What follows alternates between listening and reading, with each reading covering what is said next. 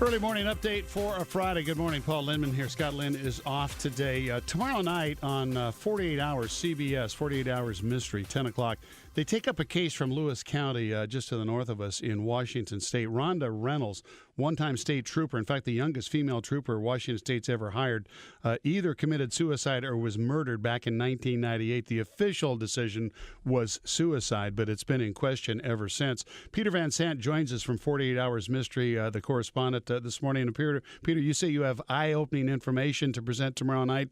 Give us an idea why you think so. It's because we have the first sit-down interview with Ron and Jonathan Reynolds, the two men that are at the heart of this inquest, at the heart of this case, who, as people there know, at the end of this inquest, are basically accused of murder and are arrested and then released. We get deeply into their story and contradictions within their story. We've been following this for more than a year, and we got to know Barb Thompson, the mother who pushed this inquest for 13 years, trying to get the cause of death of her daughter Rhonda's death changed from suicide to homicide. And we also spend considerable time with Ann Rule, the best-selling true crime writer, who wrote a book about this case and actually did investigating.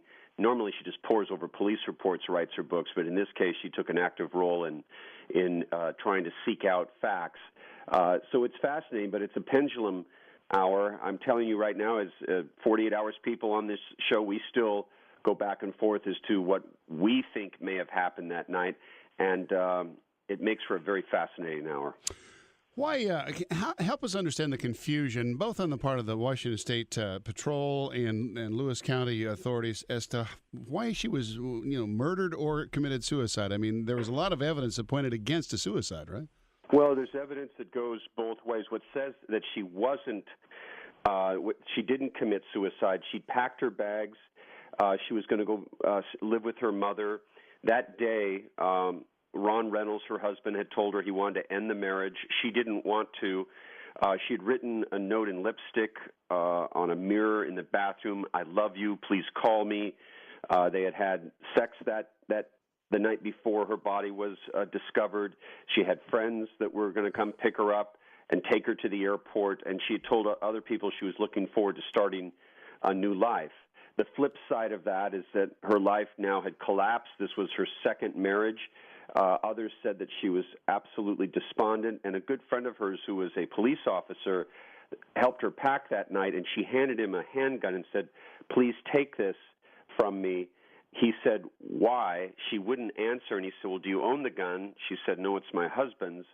And so he takes the bullets out, tosses them on the floor, and puts the gun in a drawer.